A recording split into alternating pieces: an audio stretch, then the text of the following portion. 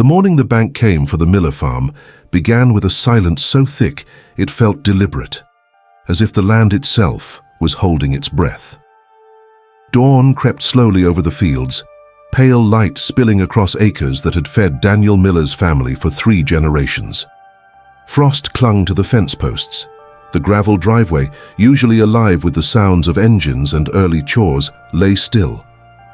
By 7 a.m., the first pickup trucks started arriving.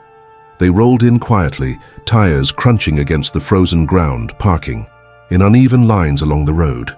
Stay with me until the end. Before we begin, please take a moment to like the video, subscribe to the channel, and comment where you're watching from.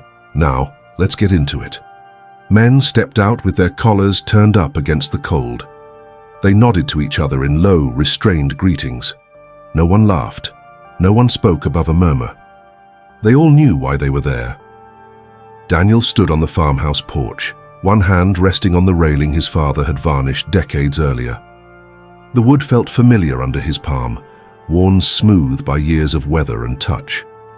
Inside the house, cardboard boxes were stacked against the walls. His wife, Sarah, moved softly between rooms, packing the last pieces of a life they had built together. Their sons were gone, sent to Sarah's parents 2 nights before. Daniel couldn't bear the thought of them watching strangers auction off their home. At exactly 9 a.m., the auctioneer climbed onto a flatbed trailer parked near the barn. He tapped the microphone. The sharp crack of feedback sliced through the cold air and drew every eye toward him. "Ladies and gentlemen," he announced, his voice carrying across the yard, "we are here today for the foreclosure auction of the Miller farm. We'll begin with equipment and proceed to livestock and land this afternoon." The words landed like a verdict. Daniel stepped off the porch and walked toward the edge of the crowd. He kept his face still, jaw tight, determined not to let the storm inside him show. This farm wasn't just property. His grandfather had broken this ground with borrowed horses and stubborn hope. His father had survived droughts that split the earth and floods that swallowed entire harvests. Daniel had inherited not just land, but a promise to protect it, and yet here he stood, watching it slip away. The first piece of equipment rolled forward. His main tractor, red paint faded but engine strong. He remembered the day he bought it, the pride swelling in his chest as he drove it home.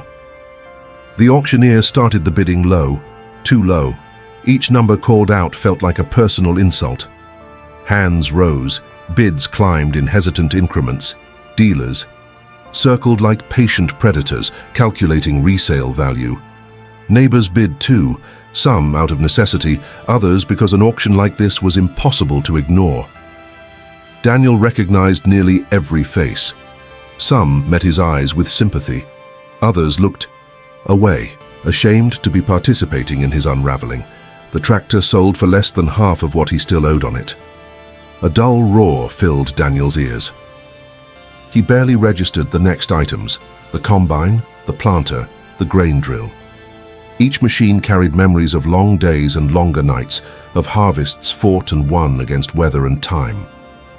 One by one, they disappeared into the hands of strangers. Near the fence, a small group stood apart from the rest. 3 men in dark coats, their shoes too polished for the mud beneath them. Representatives from the bank. They spoke quietly among themselves, expressions neutral, as if they were discussing routine paperwork instead of the dismantling of a family's life. Daniel felt a flash of anger burn through his chest. 5 years earlier, those same men, or men like them, had encouraged him to expand. Land values were rising, they said, interest rates were manageable, modern equipment would increase efficiency. He had followed their advice, trusting the projections, believing he was securing a stronger future for his family. Then markets shifted. Crop prices fell, interest rates climbed, payments that once felt manageable became suffocating. Daniel fought to restructure the loans, to buy time, but the bank's patience ran out long before his determination did. By noon, most of the equipment was gone. The yard looked strangely empty, as if parts of the farm's skeleton had been removed. A bitter wind swept across the open space, carrying with it the low hum of conversation and the occasional sharp crack of the auctioneer's voice. Daniel retreated to the side of the barn, leaning against the cold metal siding. His brother, Mark, approached and handed him a cup of coffee. The steam curled upward, vanishing into the grey sky. "You holding up?" Mark asked quietly. Daniel stared into the dark liquid. "I don't know what holding up looks like right now." Mark didn't try to answer. There were no words big enough to fix this. That was when Daniel noticed him. Ethan Carter stood at the back of the crowd, partially obscured by a grain truck. His hands were buried in the pockets of his work jacket, his expression calm, but intent. Ethan farmed a few miles west. He was known as steady, disciplined, the kind of man who measured twice and cut once in every aspect of life. What struck Daniel was that Ethan hadn't bid on a single piece of equipment. He simply watched, eyes tracking every transaction, every movement of the bank representatives. The livestock sale passed in a blur of noise and motion. The animals were loaded onto trailers, their restless sounds punctuating the air.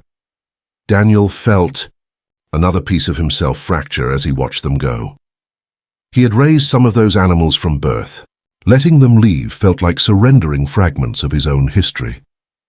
By early afternoon, the crowd gathered again for the land auction. This was the heart of it, the reason everyone had truly come. The auctioneer outlined the parcels with practiced efficiency. Acres and boundaries were reduced to numbers and descriptions. Daniel's pulse pounded in his ears. He could feel Sarah's presence behind him. She had stepped out of the house to stand at his side. Their hands found each other, fingers intertwining with quiet desperation. "Bidding will start at $1,000 per acre," the auctioneer called. A hand rose immediately. One of the bankmen, another bidder, joined in. The price ticked upward. Daniel's chest tightened with every increment. He knew the land was worth more, far more, than what it would likely bring in this market. But fairness had little place in foreclosure. Then Ethan raised his hand. His bid cut cleanly through the murmurs. Heads turned. The bank representative frowned and countered without hesitation. Ethan responded instantly, his voice steady and clear. The rhythm accelerated. Bid, counterbid, bid again. A ripple of tension spread through the crowd. This was not how these auctions usually unfolded. The bank was accustomed to controlling the pace, to discouraging competition through sheer financial weight. But Ethan met every increase without visible strain. Daniel felt a surge of confusion. Why was Ethan doing this? No farmer in his right mind would willingly take on such a burden in a collapsing market. The price climbed to a level that matched what the land had been worth before everything went wrong. A stunned hush settled over the yard. Even the wind seemed to pause. The bank representatives huddled together, their conversation urgent and tight. Seconds stretched. The auctioneer glanced between them and Ethan, microphone poised. Ethan stood motionless, eyes fixed forward. The huddle broke. The lead bank man shook his head, jaw clenched. "Going once?" the auctioneer called. Daniel's heart hammered. "Going twice." The hammer fell with a sharp crack. Sold. A collective exhale rippled through the crowd. Daniel felt the ground tilt beneath him. Ethan repeated the performance for each remaining parcel, driving the price to the same uncompromising level. No one else challenged him. By the end of the afternoon, Ethan Carter owned the entire Miller farm. Silence followed the final announcement. It wasn't celebratory. It was stunned, disbelieving. Daniel pushed through the crowd toward Ethan, emotions colliding inside him. Gratitude tangled with anger, relief shadowed by fear. "Ethan," he said, voice rough. "What are you doing?" Ethan met his gaze and reached into his jacket. He pressed a folded envelope into Daniel's hand. "Open it when you're home," he said quietly. "Not here." Before Daniel could respond, Ethan turned toward the auctioneer to complete the paperwork. The crowd began to disperse, voices rising in animated speculation. Daniel stood frozen, the envelope heavy in his palm. Beside him, Sarah squeezed his hand. He looked at her, searching her eyes for understanding he didn't yet have. All he knew was that something extraordinary had just happened. The bank had expected an easy victory. Instead, a single man had stepped forward and rewritten the outcome. As the sun dipped toward the horizon, casting long shadows across the fields, Daniel stared at the land that was no longer his, or perhaps, in some impossible way, still was. The envelope felt like a fragile bridge between despair and a hope he didn't dare to name. And for the first time since the nightmare began, a small, stubborn spark flickered in his chest. Daniel didn't open the envelope right away. He carried it into the house like it was something fragile, something that might shatter if handled too quickly. The farmhouse felt hollow now. The echoes were louder. Every step across the wooden floorboards reminded him that this place, the walls that had heard his boys laugh, the kitchen where Sarah sang while cooking, legally belonged to someone else. Ethan Carter. The name rolled through his mind with a mix of gratitude and dread. Sarah stood at the sink, staring out the window at the fields. The late afternoon sun painted everything gold, the kind of light photographers chase and farmers barely notice because they see it so often. Today it felt different, final, like a curtain call. "You going to open it?" she asked softly. Daniel looked down at the envelope in his hands. His fingers were trembling. He nodded once and slid a thumb under the flap. Inside was a single sheet of paper, folded in half. He unfolded it slowly. The handwriting was unmistakably Ethan's, neat, deliberate, every letter clear. "Daniel, the farm is still yours. I bought it so the bank couldn't take it. I'm selling it back to you for exactly what I paid. No interest, no pressure. You pay me when you can. If it takes 5 years, that's fine. If it takes 10, that's fine. If it takes longer, we'll figure it out. This land belongs with your family. I'm just holding it in trust. Ethan." The words blurred. For a moment, Daniel couldn't breathe. The kitchen tilted. He grabbed the edge of the table to steady himself. Sarah stepped closer, concern flashing across her face. "What is it?" He handed her the letter because he couldn't trust his voice. She read it once, then again, her free hand flying to her mouth. Tears welled in her eyes, spilling over before she could stop them. "Oh my God," she whispered. Daniel sank into a chair. A sound tore out of his chest, half sob, half laugh, the release of months of pressure exploding all at once. He covered his face with his hands and cried. Not the quiet, controlled tears he'd shed in the privacy of the barn, late at night, but deep, shaking sobs that emptied him. Sarah wrapped her arms around his shoulders. They clung to each other in the fading light. The letter crumpled gently between them like a miracle written on ordinary paper. But as the first wave of relief passed, reality rushed back in. "He can't afford this," Daniel said hoarsely. "Nobody can afford to do this." Sarah looked at the letter again. He already did. That night, Daniel barely slept. His mind raced in endless circles. Gratitude warred with guilt. Ethan hadn't just intervened, he had placed himself directly in the line of financial fire.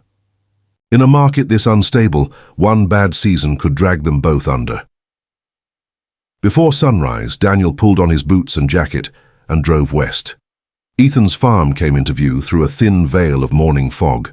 The yard was already alive with quiet activity. A tractor idled near the machine shed. Ethan stood beside it, checking something under the hood. He looked up as Daniel's truck rolled to a stop. For a moment, they just stared at each other across the distance.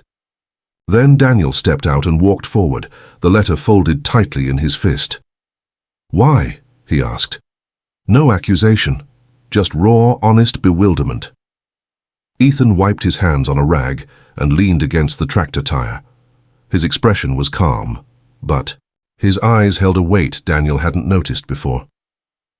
"Because I've seen what happens when nobody steps in," Ethan said.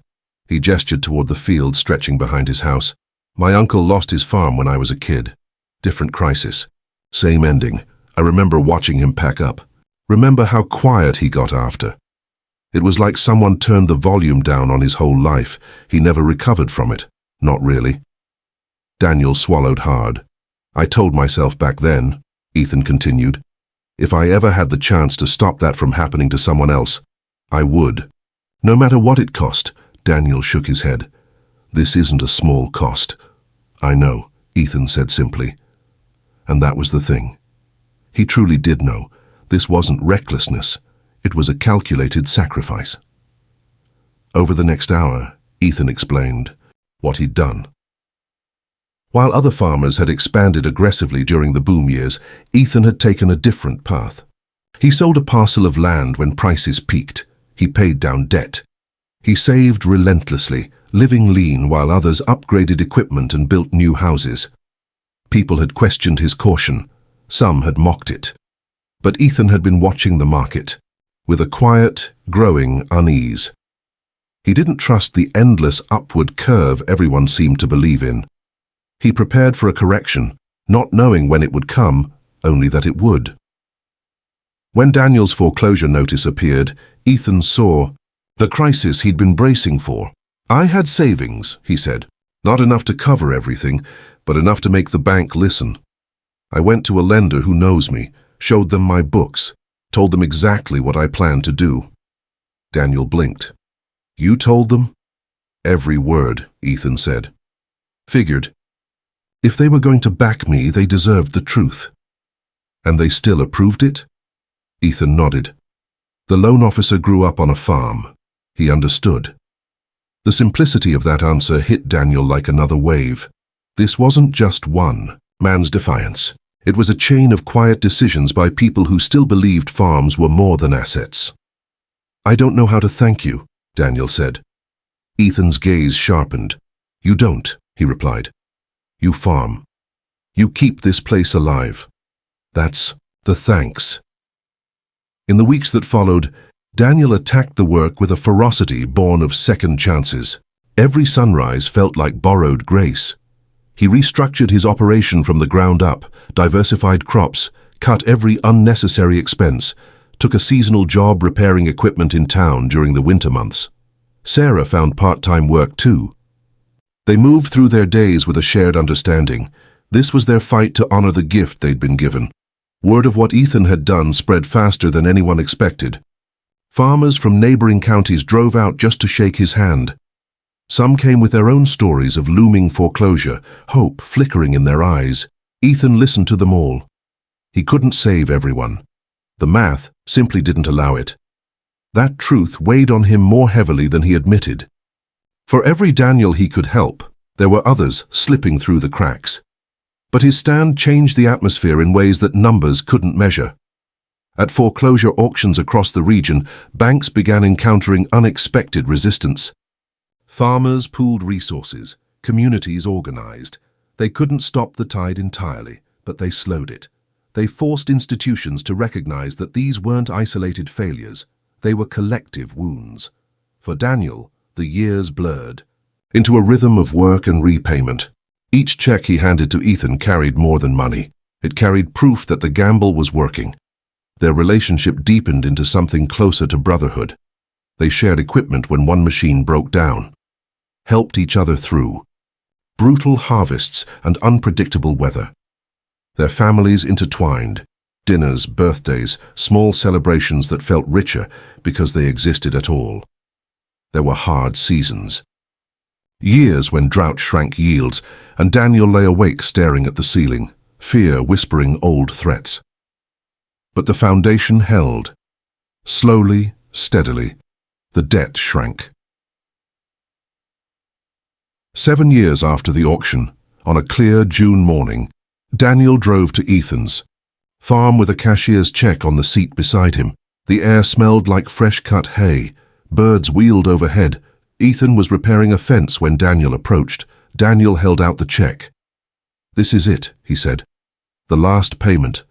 Ethan took it, studying Daniel's face more than the numbers printed on the paper. A slow smile spread across his features.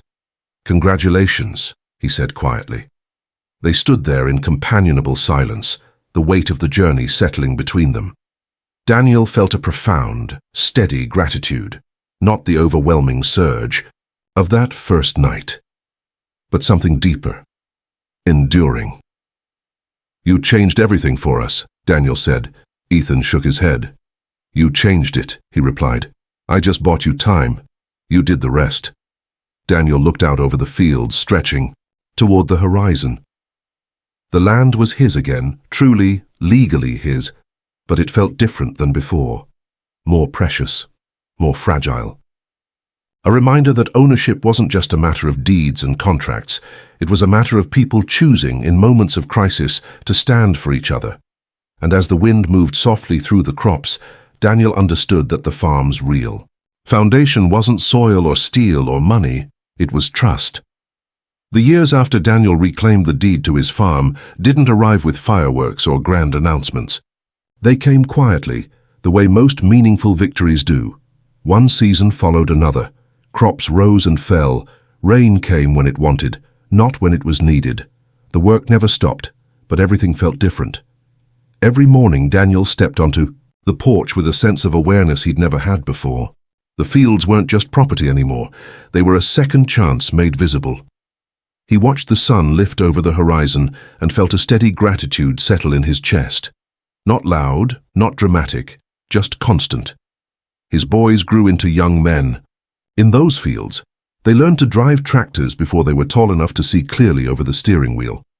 They learned the language of weather, the patience of planting, the humility of depending on forces no one could control. And threaded through all those lessons was a story they knew by heart. The story of the day the farm almost disappeared. Daniel didn't hide it from them. He told it plainly, sitting at the kitchen table, in the evenings or riding alongside them during long harvest runs. He told them about the mistakes he'd made, the risks he'd taken, and the fear that had nearly swallowed their family whole. And he told them about Ethan. To the boys, Ethan Carter wasn't a legend. He was the man who showed up to birthdays, with grease still on his hands. The neighbor who helped fix broken engines and stayed for dinner afterward. But as they grew older, they began to understand the magnitude of what he had done. It changed the way they saw the world. They didn't grow up believing success was something you guarded selfishly. They grew up believing it carried responsibility.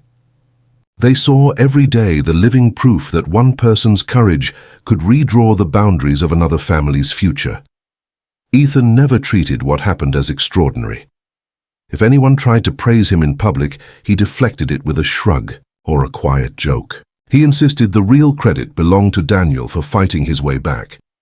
But in private moments, when the two men stood together watching a storm roll across their shared horizon, there was an unspoken understanding between them. They had both been changed. The farming community around them evolved too. The crisis that had threatened to hollow it out left scars, but it also left a kind of hardened solidarity. Neighbors checked in on each other more often. Information about markets and loans circulated freely. Pride still existed. Farmers were too independent to abandon it completely, but it was tempered by the memory of how quickly anyone could fall. Daniel became a quiet advocate for younger farmers entering the business. When a kid from town leased his first small parcel of land, Daniel spent evenings walking him through budgets and risk. He didn't sugarcoat anything. He told the truth about debt, about volatility, about the thin line between expansion and overreach. And always, somewhere in those conversations, he returned to the same principle. You are never as alone as you think. Years stretched into decades, the farmhouse filled with new sounds, grandchildren's laughter echoing off the same walls that had once absorbed Daniel's despair. Family gatherings spilled out into the yard during summer holidays. Long tables were set up under the open sky. Stories flowed as easily as the food. The auction became part of family history, told and retold until it carried the weight of folklore. But it never lost its edge. Every time Daniel described standing in that crowd, watching his life dismantled piece by piece, a hush fell over the listeners. And every time he described Ethan raising his hand, that hush transformed into something warmer, something hopeful. When Ethan grew older, the work finally began to slow him. Years of labor etched themselves into his posture and his gait. He still walked his fields daily, but the pace softened. Daniel found himself returning small portions of the gift he'd been given, helping with repairs, handling heavier tasks, making sure Ethan never had to ask for assistance. Their roles shifted, but their bond didn't. On a crisp autumn evening, they stood together at the edge of Daniel's property, watching the harvest crews finish the last rows. The air smelled of cut grain and cooling earth. The sky burned orange and purple as the sun dipped low. "You ever think about that day?" Daniel asked quietly.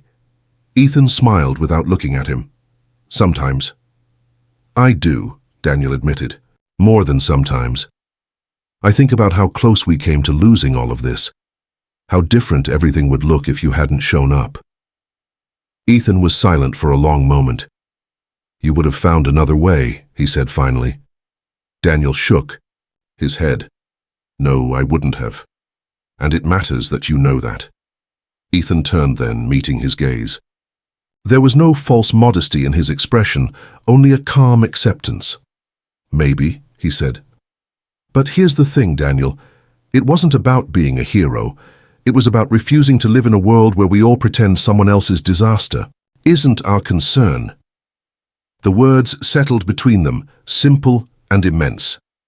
As time moved forward, the agricultural world kept changing. Markets surged and dipped. Technology advanced.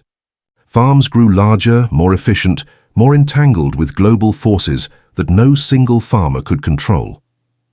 Through it all, Daniel carried a quiet conviction shaped by his past. He taught his children and grandchildren that land was more than an investment. It was a relationship, between families, between neighbors, between generations. And like any relationship, it demanded care. When Ethan passed away years later, the church overflowed. Farmers came from counties away.